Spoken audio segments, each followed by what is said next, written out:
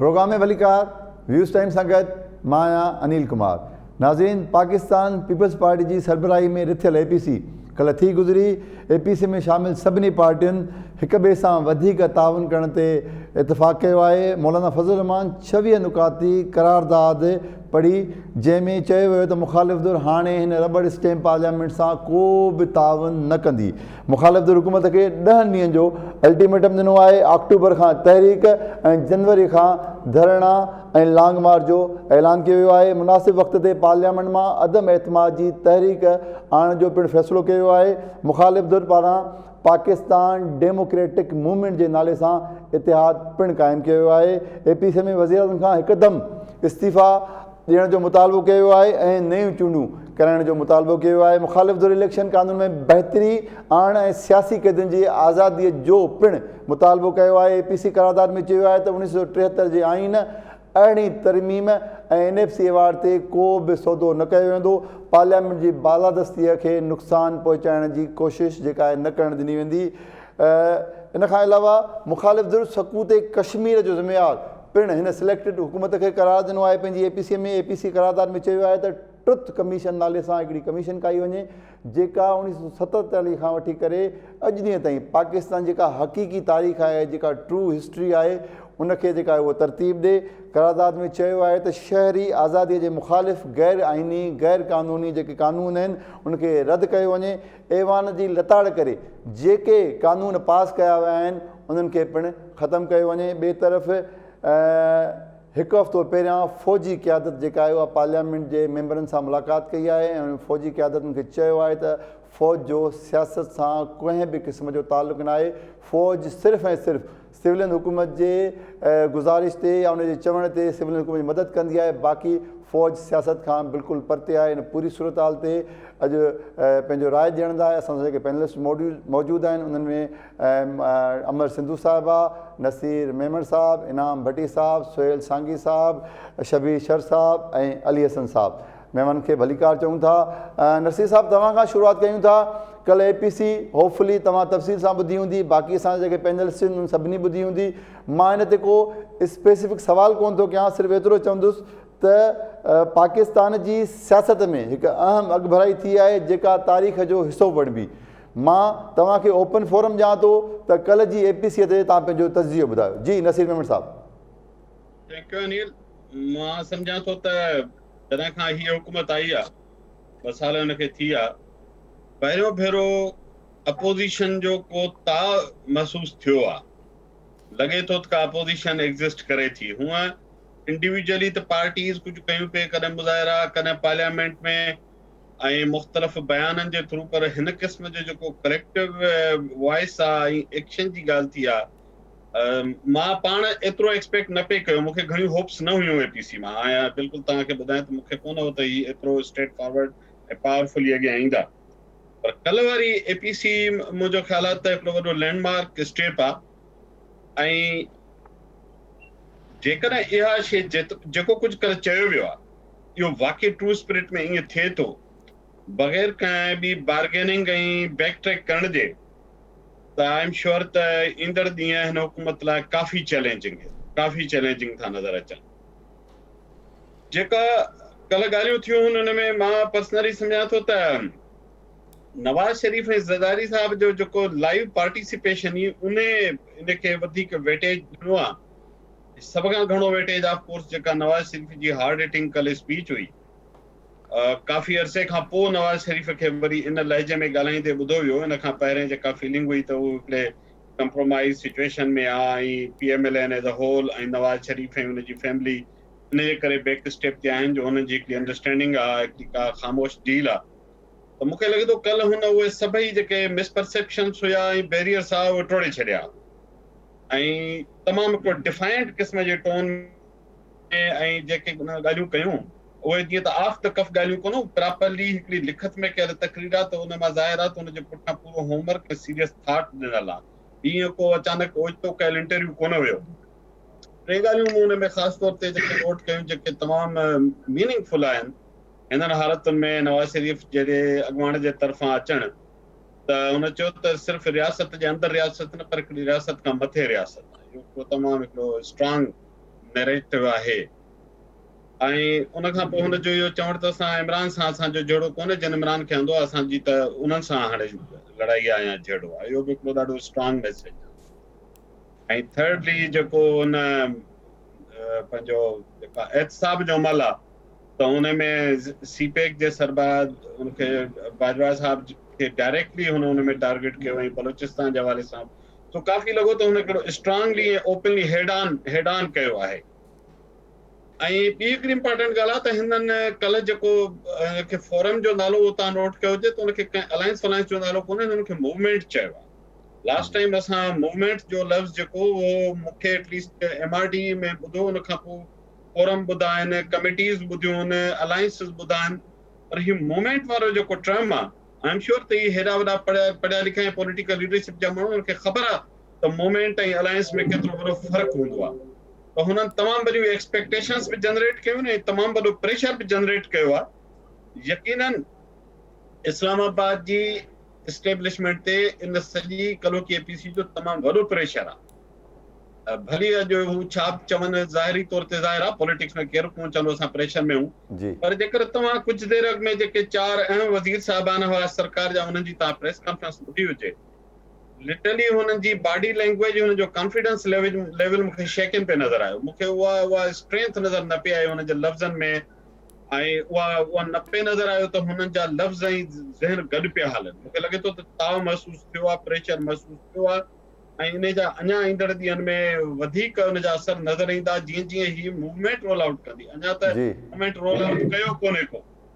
ऐं ख़ासि तौर ते तव्हांखे यादि हूंदो जेको इमरान खान साहब ख़ुदि हिकिड़ो इशारतन चयो त असांखे 6 महीना ॾिना विया आहिनि अलाए कंहिंजे तरफ़ां ॾिना विया पर हुननि 6 महीननि जो ज़िक्र कयो हो उहे 6 महीना कोइंसाइड कनि था जनवरी जे वञी लॉन्ग मार्च सां जी जी त छा उहे जेके 6 महीना ॾिना विया हुनजो हुन सां को कनेक्शन आहे या इहो जस्ट इत्तेफ़ाक़ आहे पाकिस्तान में अहिड़ा इत्तेफ़ाक़ घटि थींदा आहिनि पर हिकु घड़ी लाइ अज्यूम कयूं तॾहिं बि लॻे थो त इहो बि ख़ुदि हिकिड़ो वॾो कनेक्शन आहे ऐं ही रुगो मुज़ाहिरनि ऐं प्रेस कॉन्फ्रेंसुनि ताईं महदूद कोन्हनि पर हिन में जेको आख़िर में मेजर स्टेप आहे त लॉन्ग मार्च कयो वेंदो मुंहिंजे ख़्याल आहे इहो सभ खां हिकिड़ो इम्पोर्टेंट स्टेज हूंदी बाक़ी स्पीकर जी अदम तहरीक वग़ैरह हुनजे पार्लियामेंट जे अंदरि असां बदकिस्मती सां ॾिठो आहे त अपोज़िशन जी हींअर ताईं परफॉर्मेंस सुठी न रही आहे ॿिनि अहम मौक़नि ते हुननि खे नुक़सानु थियो आहे काउंटिंग में त किथे हींअर ते स्पीकर वारे मामले में जेकर होमवर्क ठीक न हुजनि त पोइ बहितर आहे अहिड़े कम में पवनि ई न जो सॼो इमेज ऐं मोमेंटम जेको ठाहियो अथनि उहो ई न टुटी वञनि हुनजे बजाए हू प्रेशर टैक्टिक्स खे स्किलफुली इंटेलिजेंटली डिज़ाइन कनि ऐं लास्टली मां इहो चवंदुसि त नवाज़ शरीफ़ जी जेका कल्ह तकरीर हुई ऐं पोइ ज़रदारी साहिब जेको चयो न त हाणे हिन खां पोइ पहिरियों जेल में मां वेंदुसि इहा हिकिड़ो वॾो इंडिकेटर हूंदो त गवर्नमेंट रिएक्ट कीअं थी करे ऐं मुंहिंजो ख़्यालु आहे त नवाज़ शरीफ़ जी जेका स्पीच हुई उहा मामलनि खे घटि में नवाज़ लीग जी हद ताईं पॉइंट ऑफ नो रिटर्न ते खणी वई आहे एस्टेब्लिशमेंट सां ठीकु आहे इन खां पोइ मूंखे नथो लॻे त हाणे को एतिरो आसान थींदो त उहे स्टेप बैक करे सघनि ऐं कंहिं कंप्रोमाइज़ में वञी सघनि या पॉलिटिकली सुसाइडल थी वेंदो हुननि जे लाइ शहबाज शरीफ़ ऐं ॿियनि पार्टीज़ जे लाइ जेके रिकंसिलिएटरी अप्रोच रखंदा आहिनि उन्हनि जे लाइ नवाज़ शरीफ़ जी जेका स्पीच आहे उहो तमामु वॾो पुश जो कमु कंदी तो नेक्स्ट 2 to 3 months मूंखे लॻे थो तमामु घणी हीट जनरेट थियण वारी आहे पाकिस्तान जी पॉलिटिक्स में ठीकु आहे हलूं था अमर सिंधु साहब वटि जी अमर सिंधु साहब तव्हां छा तजज़ियो कंदा हिन मामले ते सची ॻाल्हि इहा आहे त जेको कलोको APC वारो जेको माहौल बणियो आहे जेको उते ॻाल्हायो वियो आहे उन खां पोइ आख़िर में जेको एलामिया जेको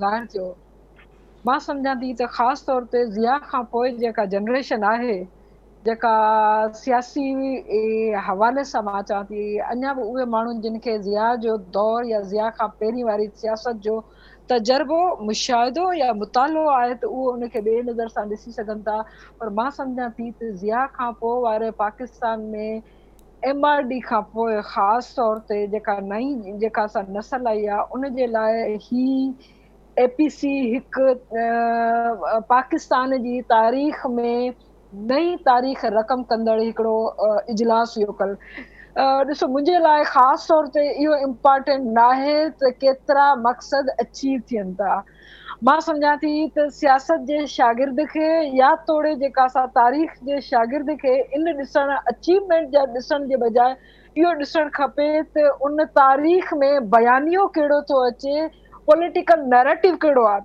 सभ खां पहिरीं मां ॿुधायां त सची ॻाल्हि इहा आहे त सियासी नज़रियाती तौर ते जेका असां जहिड़े माण्हुनि जी जेका मायूसी हुई, उहा मायूसी इहा न हुई त सियासत जे अंदरि सियासत न पई थिए, सियासत जे अंदरि जेका असां पॉलिटिकल पार्टीज़ जो जेको आहे सो कॉम्प्रोमाइज़िस आहिनि या पॉलिटिकल पार्टीज़ किथे बीठियूं आहिनि।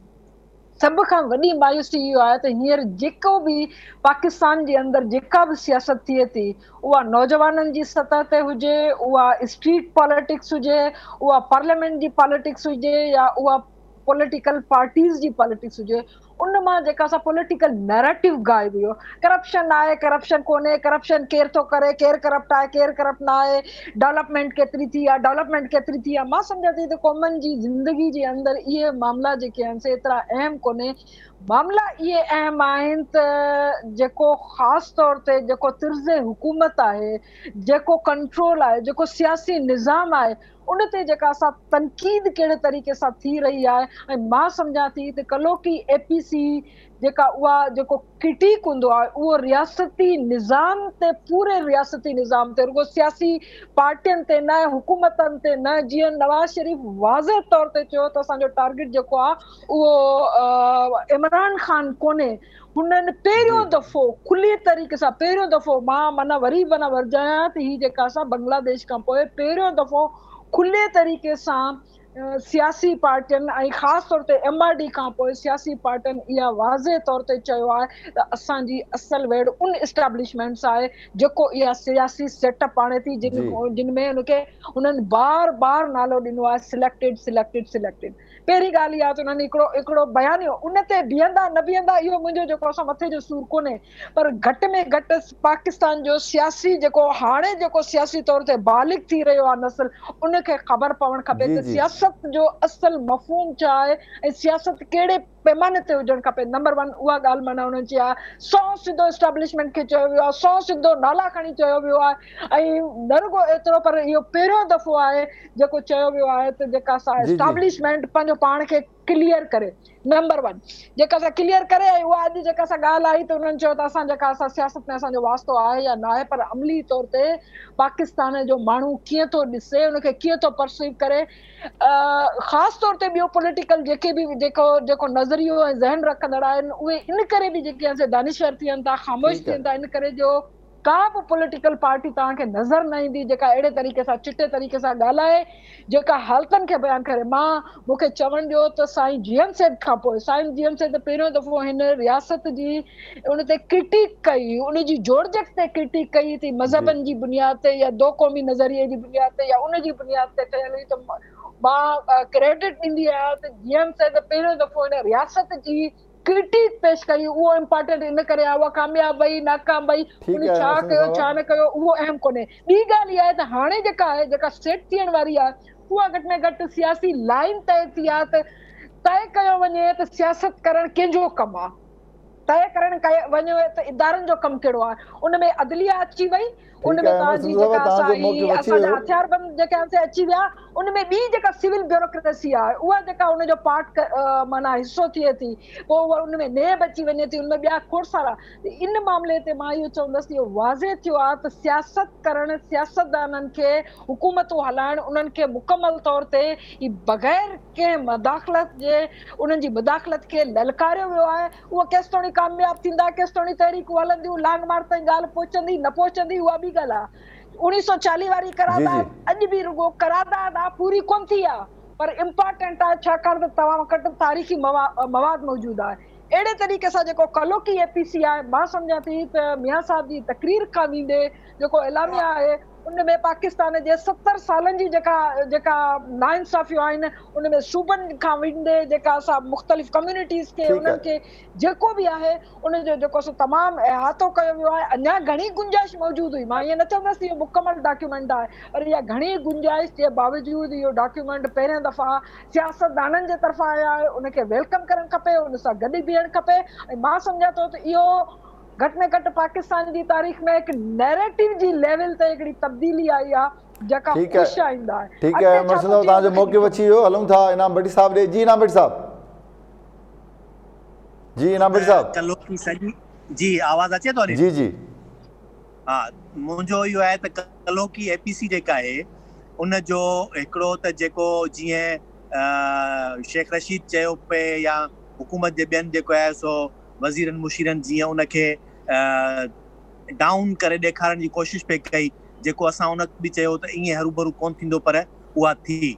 हिकिड़ी शइ जेका मूंखे नज़र आई त उहा APC जे जेके बि 26 पॉइंट्स आहिनि उन खां वधीक जेका ताक़तवर शइ हुई उहा हुई नवाज़ शरीफ़ जी स्पीच।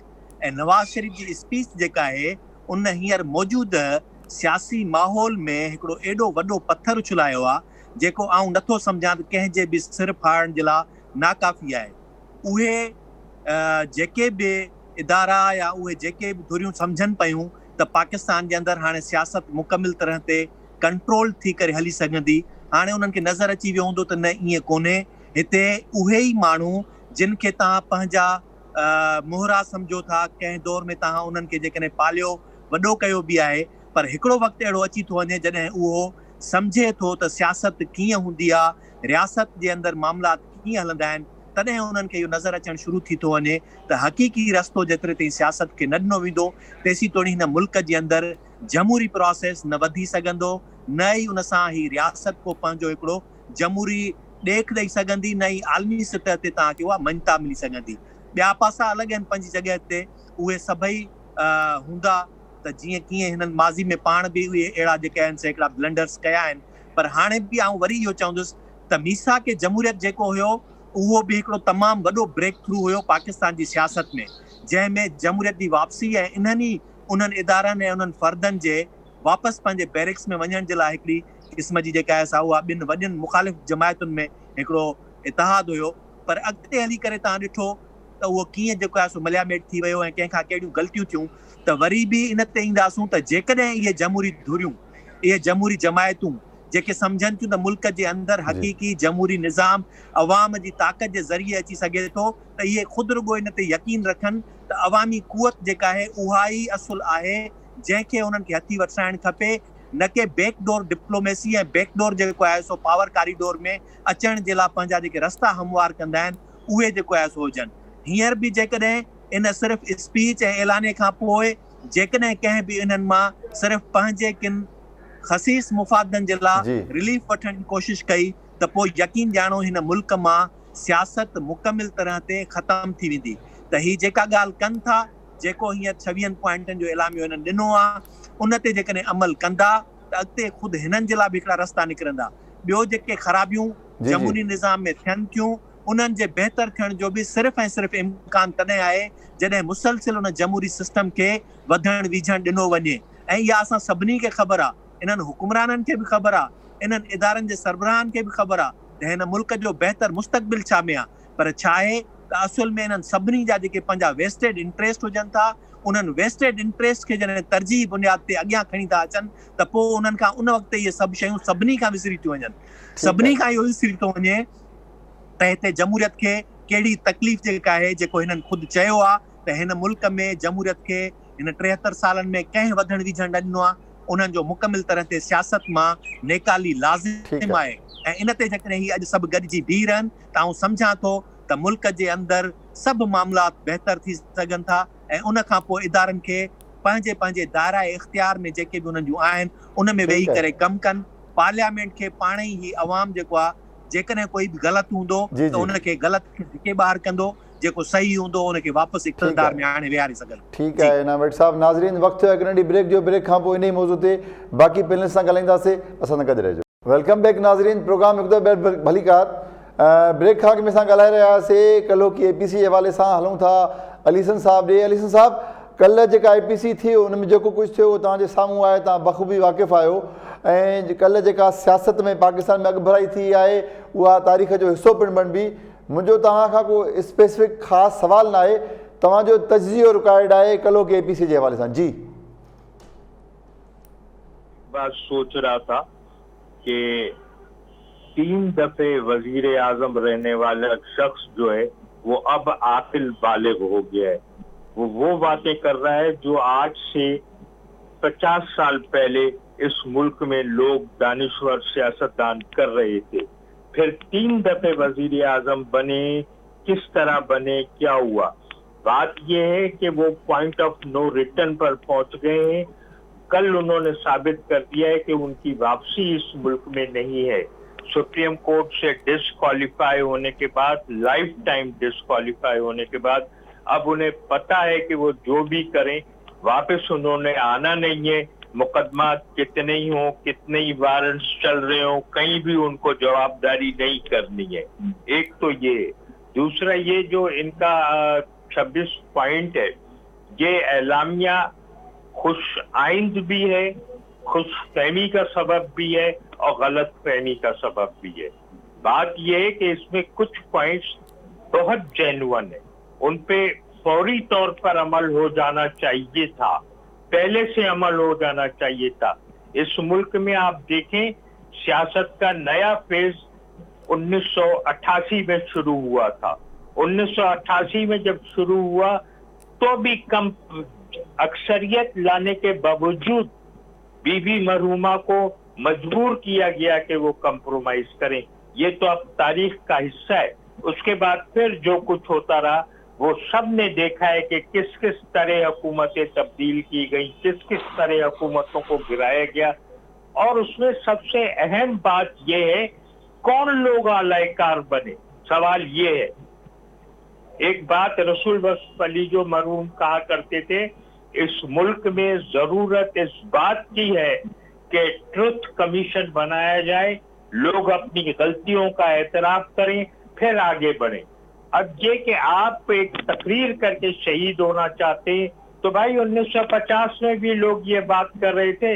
1950 में मुदाखलत के खिलाफ गुफ्तगू कर रही थी, वो लोग सहुवतें बर्दाश्त कर रहे थे। फिर जाम साकी ने क्या किया, नजीर ने क्या किया, दूसरे लोगों ने क्या किया। वो लोग क्या कर रहे थे? वो मजाक कर रहे थे क्या? वो मजाक नहीं कर रहे थे, वो यही गुफ्तगू कर रहे थे कि मुदाखलत बंद की जाए। मुदाखलत कैसे बंद होगी? मुदाखलत ऐसे ही बैठे बैठे में बंद नहीं हो जाएगी। कोई जो आगे बढ़ गया हो, वो आ गया हो सामने, वो ऐसे ही नहीं वापस चला जाएगा।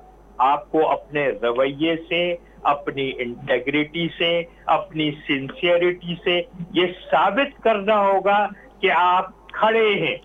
हासिल बजिंजों ने इसी पार्लियामेंट में तकरीर की। कितने लोग ऐसे थे जो उसकी, जिन्होंने पब्लिकली कहा हो कि हासिल ने जबरदस्त किया। हासिल ने क्या कुछ नहीं कहा था अपनी तकरीर में, अपनी पार्लियामेंट में। किन लोगों ने कंप्रोमाइज किए थे? उन लोगों ने कंप्रोमाइज किए थे जो आज एपीसी में कल बैठे हुए थे, उन्होंने कंप्रोमाइज किए थे। बाकी पाकिस्तानी सियासत के एक तालिब इल्म की हैसियत से मैं ये समझता हूँ, तारीख पे जब नजर डालता हूँ पाकिस्तान की, तो मुझे ये नजर आता है कोई मूवमेंट, कोई अलायंस, कोई एक्शन नतीजा खेज नहीं साबित हुआ है। नतीजा कुछ और निकला है और वो हमारे 10 साल खा गया है। ये सारा अयूब खान देखें, याया खान का मार्शल्ला देखें, भुट्टो साहब देखें, पीएनए देखें, जनरल जिया देखें, हमने इसको कितना भुगता है। इसलिए पहले ये सारे लोग जो बैठे हुए हैं, ये 26 पॉइंट्स में बहुत सारे पॉइंट्स अच्छे हैं, लेकिन पहले सारे लोग अपनी इंटेग्रिटी और अपनी सिंसियरिटी दिखाएं कि ये इतने सिंसियर और इतने वो है। आप देखें इस्तीफों की बात किस तरह टल गई। अगर इतने ही सब लोग सच्चे हैं, जमहूरियत का चाहते हैं, जमहूरियत से सच्चे हैं, सब लोग बाहर आ जाएं, पूरी पार्लियामेंट बैठ जाएगी, 1 मिनट में धंस जाएगी, किसी को कोई जरूरत नहीं होगी करने की। जी जी जी सुहेल सांगी साहब, तव्हां छा तजवीज़ कंदा आहिनि? आउं सम्झां थो त अमर ऐं नसीर इलाही तफ़सील सां हिन जो ओवरव्यू वरितो आहे। मूंखे हिकु ॿ शयूं सिर्फ़ु हिन में ऐड करणी आहे। पहिरीं ॻाल्हि इहा आहे त हीअ जेका एपीसी थी, इन जो 2 टे ॾाढा दिलचस्प पहलू आहिनि। हिकिड़ो इहो आहे त पीपुल्स पार्टी जी मेज़बानी में थी आहे, ऐं ॿिए नंबर ते ॻाल्हि इहा आहे त उहा उन सॼी एपीसी में जेको नैरेटिव छायल रहियो, उहो नैरेटिव मेनली नवाज़ शरीफ़ जो छायल रहियो, जंहिंजो जीअं अली असम साहब जो ज़िक्र कयो। ऐं जेका ॻाल्हि वञी खुटे थी, उहा वञी खुटे थी जेको मौलाना फज़लुर रहमान साहब जो जेको मुतालबो आहे त असेंबली मां ॿाहिरि अचो। त ही हिकिड़ा टे क़िस्म जा जेके बि नैरेटिव हुया मुल्क में मौजूदु ऑपोज़िशन पार्टियुनि जे विच में, उहे हिकिड़े उन हंध ते अची गॾु थियण जी उन्हनि कोशिशि कई आहे। त हिकिड़ो त हिन जो इहो पासो आहे। ऐं ॿिए पासे नो डाउट इहो तमामु इम्पॉर्टेंट आहे त हिते जेको मतिलबु त मैटर करे सघे थो पाकिस्तान जी पॉलिटिक्स में, उहो पंजाब मैटर करे सघे थो। नवाज़ शरीफ़ इहो अली हसन साहब जी ॻाल्हि बिल्कुलु ठीकु आहे त हुन हिकु अहिड़े मौक़े ते वञी पॉइंट ऑफ नो रिटर्न ते इहा ॻाल्हि बि चवे थो, ऐं उन जे मुक़ाबले में नो डाउट उन्हनि माण्हुनि जो वॾो कंट्रीब्यूशन आहे जेके उथंदे इहा ॻाल्हि कंदा रहिया। त पर उन बावजूद बि मतिलबु त पंजाब जो जेको स्टैंड आहे उहो पाकिस्तान जी पॉलिटिक्स में, पाकिस्तान जी एस्टेब्लिशमेंट में, इन में डिसीजन मेकिंग में ॾाढो अहम आहे। नवाज़ शरीफ़ भली पॉइंट ऑफ नो रिटर्न ते अची ॻाल्हि करे थो, अचे थो नथो अचे, उन सां मुंहिंजे ख़्याल में एॾो वॾो फ़र्क़ु कोन थो पए। उन जे मुक़ाबले में हीउ जेको फ़र्क़ु पए थो त उहो स्टैंड वरितो आहे। ॿी जेका ॻाल्हि आहे उहा इहा आहे त भई ख़ुदि जेका इहा APC आहे इहा हिकिड़े अहिड़े मौक़े ते वञी बीठी आहे जेको हिकिड़े तरीक़े माण्हुनि जे एस्पिरेशन खे, उन्हनि खे जेके माण्हुनि जी उमंगूं सोच आहे, फ़िक्र आहे, उन जी तर्जुमानी करे थी। ऐं ही तेसि ताईं शायदि जेकॾहिं इहा सूरत हाल न हुजे हा त इहे सियासी जमातूं अॻु मौजूदु उहे न पियूं करे सघनि। इन्हनि ते जेके प्रेशर पुल्स पंहिंजी जाइ ते, पर हिन वक़्तु सम्झो इहो थो वञे त माहौल में जेका गर्मी आहे उहा वधीक आहे। ऐं चौथी जेका ॻाल्हि हिन में मूंखे एड करणी आहे उहा आहे त भई हिन में जेको बिलाल भुट्टे चयो आहे त भई ख़ारजा पॉलिसी, पंहिंजो नवाज़ शरीफ़ बि चयो आहे त ख़ारजा पॉलिसी जेको आहे उहो चूंडियल नुमाइंदनि जे ठाहिण जो हक़ु आहे, उहा ठाहिनि। इहो ॾाढी इम्पॉर्टेंट पॉइंट आहे। इहो आहे नुक़्तो आहे जितां खां जेको आहे सो नवाज़ शरीफ़ ते धिकारणु शुरू कयो वियो। ऐं प्लस उन में जेके 4 मेजर ॿियूं पॉइंटूं जेके रखियूं आहिनि उहो आहे 73 जो आइन, उन ते कंप्रोमाइज़ नथो थी सघे, अरिड़हीं तरमीम ते कंप्रोमाइज़ नथो थी सघे, NSC ते कंप्रोमाइज़ नथो थी सघे, ऐं सदारती निज़ाम ते नथो कंप्रोमाइज़ थी सघे। हाणे इहो जेको मुतालबो आहे त भई जे इनखे इस्तीफ़ाऊं ॾिजनि त पोइ इन जो वॾो ख़तरो आहे त टेक्नोक्रेट अची वञनि, या जेको सदारती निज़ाम वारो जेको इन में ॾेखारियो आहे ख़तरो उन जो आहे। इन ते नवाज़ लीग ऐं पीपुल्स पार्टी मुंहिंजो ख़्यालु आहे थोरो हबकियल आहिनि त भई जेकॾहिं असेंबली मां ॿाहिरि अचूं त पोइ टेक्नोक्रेट गवर्नमेंट बि अची सघे थी, या मुकमिल तौर ते हिकिड़ी हथ ठोकी असेंबली ठाहे बाय इलेक्शन कराए सदारती निज़ाम या ॿियो कुझु करे सघनि थियूं। त उहे जेसि ताईं गारंटीज़ नथियूं थियनि तेसि ताईं इहे जेके 2 मेजर पार्टियूं उहे उन तरफ़ न ईंदियूं। ऐं हिन में बलूचिस्तान खे जेको आहे उहो हुकूक बलूचिस्तान नाले ते जेको इन्हनि में मुतालबो रखियो उहो बि ॾाढो इम्पॉर्टेंट आहे। त आउं सम्झां थो त इहो हिकिड़ो तमामु मेजर स्टेप आहे ऐं इहो हिकिड़ो नैरेटिव तय थियो आहे। ऐं इहो नैरेटिव जेको आहे सो हाणे वधीक जेको ठीकु आहे सुहेल संघ साहब। हलूं था नसीर साहब ॾे। नसीर साहब 2 सालनि खां पोइ नवाज़ शरीफ़ जी सियासत में वापसी जेका थी आहे, हुन जेका एग्रेसिव क़िस्म जी स्पीच कई आहे, जियाराणी तक़रीर कई आहे, ऐं ॿियो जेको ज़िक्र हाणे सांघी साहब कयो सदारती निज़ाम जो ख़दशो, इन पूरी सूरत हाल खे कीअं था ॾिसो? ॾिसो त नवाज़ शरीफ़ तव्हांखे यादि हूंदो त जॾहिं हिन जी अॻु में बि हुकूमतूं 90 जे ॾहाके में ख़तमु थियूं तॾहिं बि ॾाढो एग्रेसिव टोन यूज़ कंदो आहे। पोइ एग्रेसिव टोन वधंदो वियो ऐं पोइ जीअं जीअं वक़्त सां गॾु हुन में थोरी असां पॉलिटिकल मेच्योरिटी बि ॾिठी। पर आउं हिकिड़ी ॻाल्हि ज़रूरु चवंदुसि त नवाज़ शरीफ़ सां कंसिस्टेंसी जो मसइलो रहियो आहे, मुस्तक़िल मिज़ाजी जो तमामु स्ट्रांग पॉइंट रखंदो आहे। ऐं पोइ तव्हां ॾिठो त कॾहिं मेमो गेट ते वञी कोर्ट में बीह रहंदो, कॾहिं कंहिं ॿियनि इशूज़ ते तव्हां ॾिसंदो त स्टेप बैक करे वठंदो। ऐं हींअर बि जॾहिं इलाही हिकिड़े स्ट्रांग फेज़ में हुनजी मूवमेंट हली पई, इवन मरियम तमामु घणो पॉपुलरिटी गेन पे कई, त वरी हिकदमि नवाज़ शरीफ़ गाइब थी वियो। पास्ट में ईअं हिकु भेरो ज़रदारी साहब बि कयो, मिसाल तौर ईंट से ईंट बजा दूंगा, हुन खां पोइ ज़ाहिर जेतिरो रिएक्शन थियो इहो पॉलिटिक्स में थींदो आहे। पर पीपुल्स पार्टी जे केस में बिलाल भुट्टो मौजूदो जंहिं उनखे मेंटेन पे कयो साॻी टोन खे, जेकर ज़रदारी मैदान ते न बि हुयो त नवाज़ शरीफ़ जे केस में पियो थियो त जॾहिं हू पाण न हो त इवन मरियम बि चुप थी वई या चुप कराई वई। सो कंसिस्टेंसी पॉलिटिक्स में ॾाढी इंपॉर्टेंट आहे। हिकिड़ो तव्हां स्ट्रांग वॾो नैरेटिव ॾियो, स्ट्रांग नारो खणी अचो, हिकिड़ी पूरी वॾी दूंधाड़ पैदा कयो, ऐं पोइ वरी जॾहिं उहे शयूं मेच्योरिटीअ तरफ़ वञनि त तव्हां बैकआउट थी वञो या चुप थी वञो या वरी उन सॼे कंसेप्ट खे डिफीट करणु लॻो त पोइ इहो हिकिड़ो प्रॉब्लम पास्ट में नवाज़ शरीफ़ सां रहियो आहे, हुनखे ॾिसणो पवंदो। त इन जे करे मूं नोट कयो आहे त अञा बि कॾहिं कॾहिं फील थींदो आहे त पीपल्स पार्टी नवाज़ लीग जे विच में ट्रस्ट डेफिसिट आहे। उहो 90s जी सियासत खां पोइ काफ़ी बहितर थियो, पर उन खां पोइ बि रखी अहिड़ा वाक़िया थिया आहिनि जंहिंजे करे इहा सूरत रही आहिनि। इनफैक्ट जॾहिं 2008 में पीपल्स पार्टी जी हुकूमत आई तॾहिं तव्हांखे यादि हूंदो त शुरू में हुकूमत जो पार्ट हुया, पोइ वरी हिकिड़ो लॉन्ग मार्च कयो हुई जजिस जे लाइ।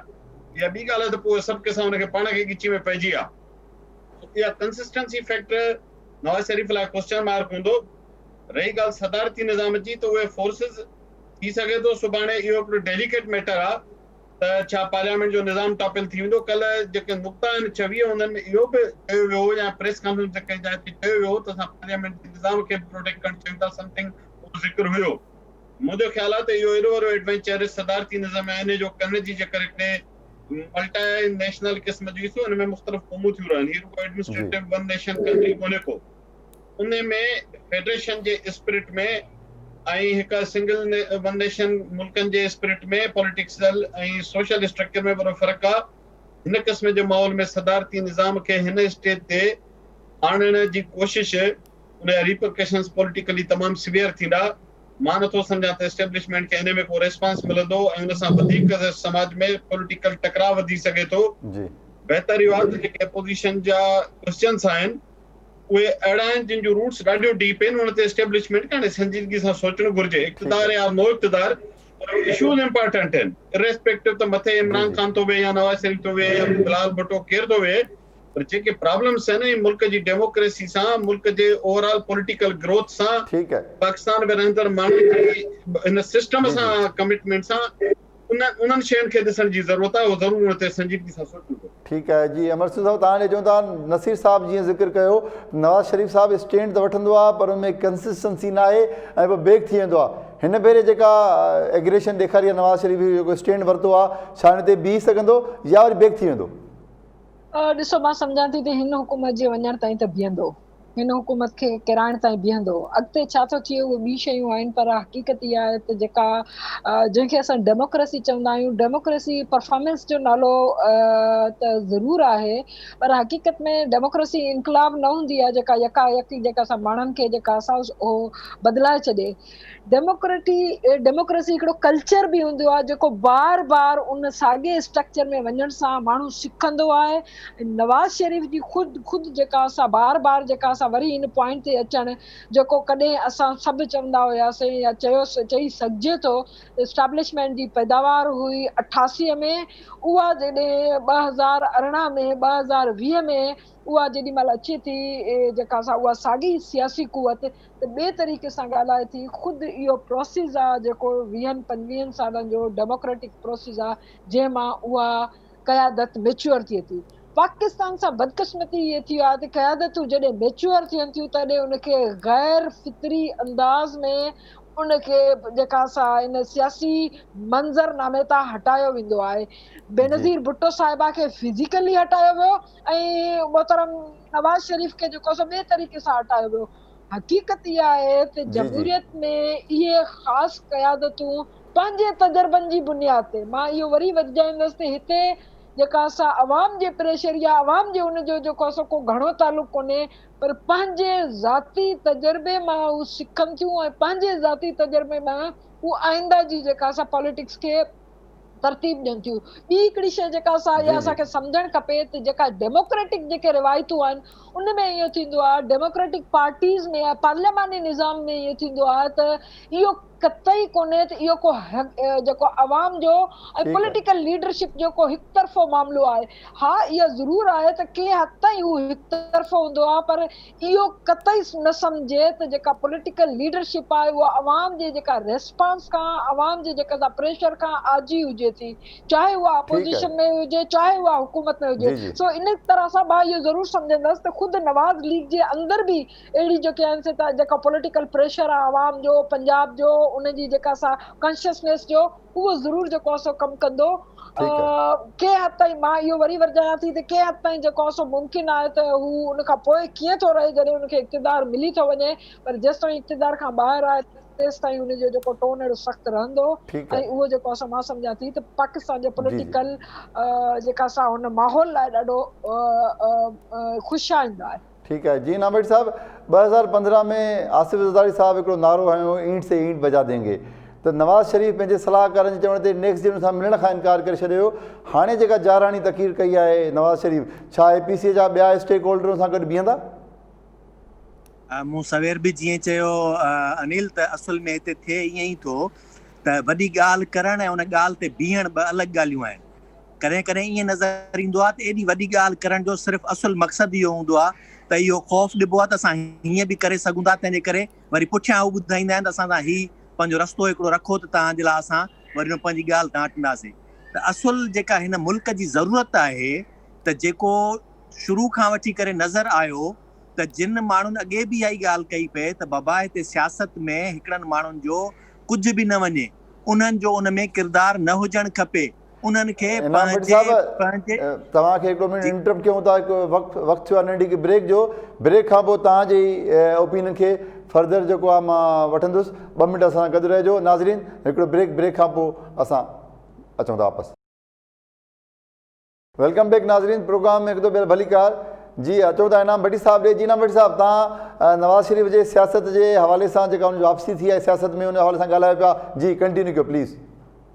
तो आउं अनिल ईअं चवंदुसि त पाकिस्तान जे माज़ी जी सियासत में जिन बि उन्हनि सियासतदाननि जिन हिन मुल्क खे हक़ीक़ी डेमोक्रेटिक वे सां हलाइण पे चाहियो, जेका मुल्क जी सियासी जेका आहे सा मैदान में उनखे जेको आहे सो वधणु फैलाइण ऐं फैलजणु जेको आहे सो चाहियो पए, ऐं उहो जॾहिं न थियो ऐं अॼु जॾहिं इहे ई जेके आहिनि उहे उन जा पाण पार्ट रहिया आहिनि, जॾहिं बि अहिड़े क़िस्म जो को अमल थियो पए, पर अॼु बि जेकॾहिं हिननि खे इहो सम्झ में अची वियो आहे त हिन मुल्क जो असुल मसइलो इहो आहे त सियासत जो हक़ीक़ी तवाज़ुन कीअं हुजणु खपे ऐं सियासत जो मैदान कंहिंजे हथ में हुजणु खपे, जे उन ते अॼु बि बहितर तरीक़े सां उहो पंहिंजो रोल अदा कनि था। त आउं सम्झां थो इहो उन्हनि जे लाइ हिकिड़ो फ्यूचर जे लाइ, भले तारीख़ में जेकॾहिं हू पाण खे ॾिसणु चाहिनि था त तारीख़ में उन्हनि जेके सुठे किरदार अदा करण जे लाइ उहा बहितर शइ हूंदी आहे। ऐं सम्झां थो हींअर जेको मौजूदा वक़्तु आहे उन वक़्त में पंजाब जे अंदरां ई जेकॾहिं उतां को अहिड़ो ॻाल्हि करे सघे थो ऐं उन ॻाल्हि ते स्टैंड वठी का जदोजहद करे सघे थो, त तॾहिं ई मुल्क में हींअर मुमकिन आहे त हक़ीक़ी जमहूरी सियासत जो वरी को दौर जेको आहे शुरू थी सघे, न त ॿियनि हालतुनि में इहा शइ मुमकिन कोन्हे। हिते जेको हींअर दॿियो चिथियो ऐं उन्हनि खे हिसायो वियो आहे इन हक़ीक़ी जेको आहे सो सियासत खे ऐं जमहूरी तर्ज़ सियासत खे, त उन जी वापसि बहाली जेका आहे तॾहिं मुमकिन आहे जॾहिं उहा ताक़तवर का धुर उन्हनि सां मुक़ाबले में एतिरी ताक़तवर हुजे जेका उन्हनि खां इहा शइ मञाए सघे त सियासत हिते कंहिंखे करणी आहे, ही पार्लियामेंट कंहिंजे चवण ते हलंदी ऐं हक़ हुकुमरानी जो हक़ीक़ी तरीक़ेकार कीअं माण्हुनि खे इक़्तिदार मुंतक़िल थींदो रहंदो, इन बैकडोर ऐं इन जेको आहे सो सिलेक्टेड तरीक़ेकार जे बजाए उन वोट खे कीअं जेको आहे सो आज़ादु कयो वेंदो। न रुगो इहो, पर हिते असां थिए ईअं थो त इन्हनि खे बि ख़ुदि इहे चांसिस मिलिया आहिनि त वोट विकामजे कीअं थो, वोट कंट्रोल कीअं थो थिए। त तंहिंजे करे जेकॾहिं अॼु बे नवाज़ शरीफ़ इन ते पंहिंजी ॻाल्हि ते बीहे ऐं सियासत में वापसि अचे, ही कुर्बानी ॾियणी पवंदी आहे, ईअं कोन थींदो आहे ॿाहिरि वेही करे सिर्फ़ु ॻाल्हि करण ताईं ॻाल्हि न हली सघंदी। जी जी, तव्हांजो मौक़े में अची वियो, हलूं था अलीसन साहब ॾे। जी अलीसन साहब, नवाज़ शरीफ़ जी जेका जाराणे क़िस्म जी स्पीच आहे उहा ऐं ॿियो जेको सदारती निज़ाम जो ख़दशो आहे जंहिंजो ज़िक्र असांजे पैनलिस्ट ने प्रोग्राम में कयो आहे, उनखे कीअं था ॾिसो तव्हां? मैं नवाज शरीफ की तकरीर पे तो गुफ्तगू कर चुका हूँ और सदारती निज़ाम को इस तरह देखता हूँ कि ये मुमकिन नहीं है। अयूब खान के दौर में जो सियासी जमातों ने मुहिम चलाई थी उसमें नंबर 1 मुतालबा यही था कि बाइख्तियार पार्लियामानी निज़ाम जो है वो इस मुल्क में नाफिज किया जाए, और फिर उसके बाद वो खत्म हो गया था। फिर भुट्टो साहब ने प्रोविजनल कॉन्स्टिट्यूशन में सदारती निज़ाम दिया था तो उस पर बहुत ज़्यादा शोर उठा था, फिर उन्हें पार्लियामानी निज़ाम की तरफ जाना पड़ा था। ये अब मुमकिन नहीं है कि आप इसको सदारती निज़ाम की तरफ ले जाएं, लेकिन इस मुल्क में अलमिया ये है कि सब लोगों के ताउन से, हाँ से, खामोशी से वो सब कुछ हो जाता है जिसकी हम लोग तवक्को नहीं करते। जी जी सोहेल सांगी साहब, तव्हां ॾे चवंदा इहो ॿुधायो त जेका नवाज़ शरीफ़ जाराणी तक़रीर कई आहे, छा APC जा ॿिया स्टेक होल्डर नवाज़ शरीफ़ सां गॾु बीहंदा? जो ख़्याल में हुन सां गॾु बीहंदा, छाकाणि जो जीअं सवेल मूं ॿुधायो त इहो टिनी पार्टियुनि जो पीपुल्स पार्टी जी मेज़बानी आहे, नवाज़ शरीफ़ इन ते सॼे इन ते जेको आहे सो इन कॉन्फ्रेंस ते हावी रहियो ऐं मौलाना फज़ल रहमान वारी फरमाइश उहा वई बीठी।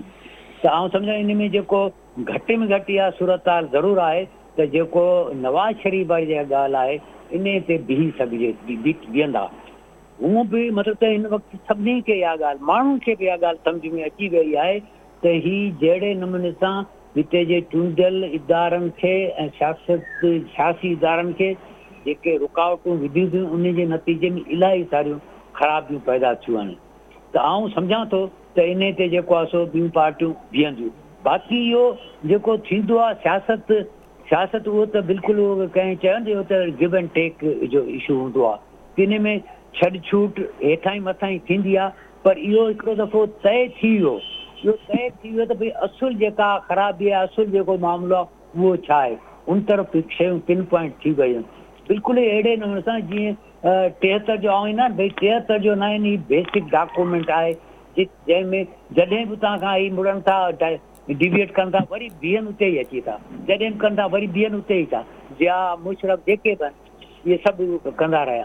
त अहिड़े तरीक़े सां ही हिकिड़ो जेको आहे सो ठीकु आहे कॉन्स्टिट्यूशन जो पार्ट त इहो अञा जेके आऊं शयूं पियो चवां इहे कोन्हनि, पर इन ते इत्फाक़ राय थी वियो आहे। तंहिंजे करे केरु हींअर वक़्ती तौर ते हटे त भली हटे, पर मञियल ॻाल्हि इहा ई हूंदी जेका ॻाल्हि मतिलबु तारीख़ में ईंदी, जेका नैरेटिव में ईंदी, जेका रोडनि ते माण्हू ॻाल्हाईंदा, जेके ॿोली माण्हू होटलनि ते वेही ॻाल्हाईंदा, उहा ई आहे।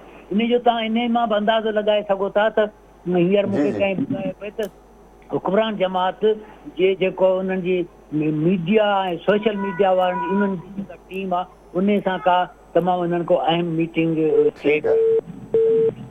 वॾी महिरबानी सुहेल सांगी साहब, अमर सिंधु साहब, इनाम भट्टी साहब, नसीर मेमण साहब, एलिसन साहब, तव्हांजी महिरबानी। नाज़रीन तव्हां महिमान जा राया ॿुधा, प्रोग्राम जो पुॼाणी खे पहुचे थो। अनिल कुमार खे जो इजाज़त, अल्लाह भाई।